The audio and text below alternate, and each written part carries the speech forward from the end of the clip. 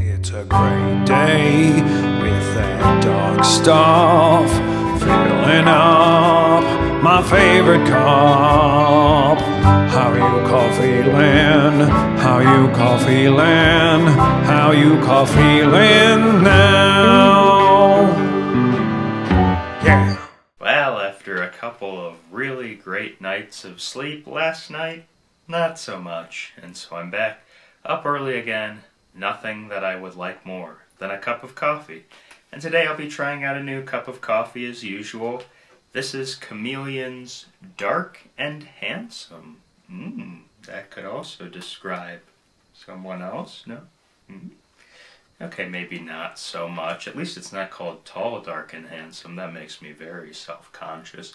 I'm more, an average mocha, up to your tastes.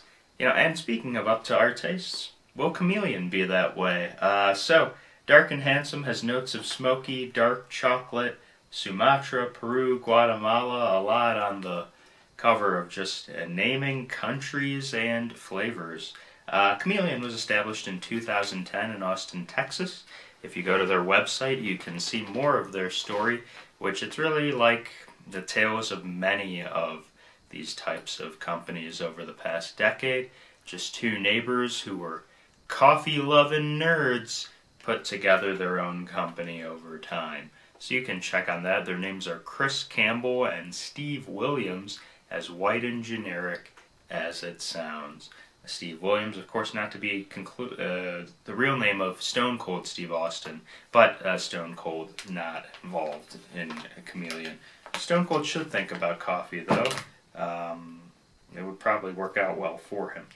Dark, Handsome, and Bold AF. So, these nerds are definitely trying to appeal to the young ones out there. Bold AF.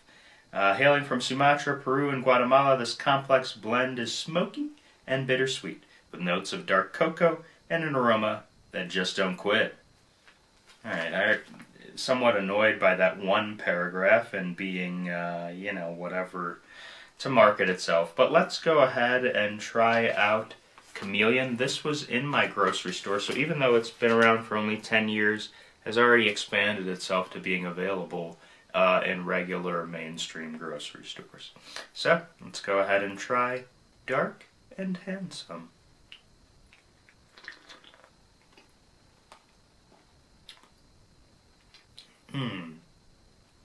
So, would I be attracted to this coffee? Would I want to have sex with this Dark and Handsome?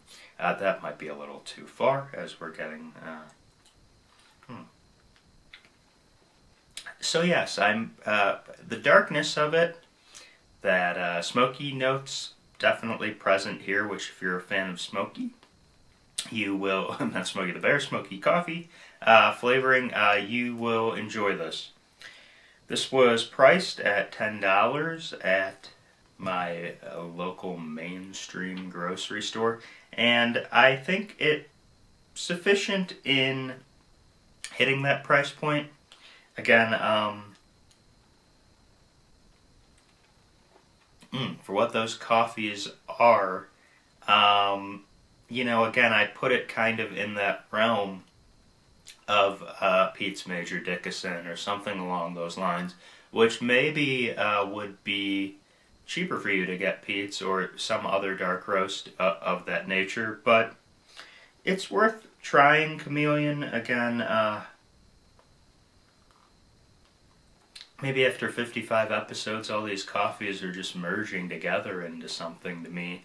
But I think it's a solid cup of coffee. I also don't think that anything about Chameleon really stands out that necessarily means I would consistently purchase this brand of coffee.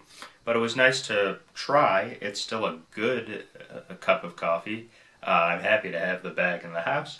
And again, if you go to Chameleon's website, you can learn more about the company and that they follow along the same things many times on these episodes, that we care about sustainability, the environment, all of these factors with coffee. So perhaps Chameleon and the fact it was born in Austin which means when will it be taken over by Joe Rogan?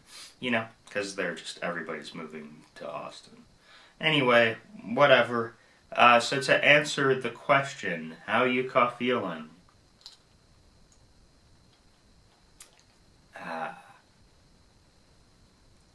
Certainly dark. Handsome? Up to you. How you feeling now?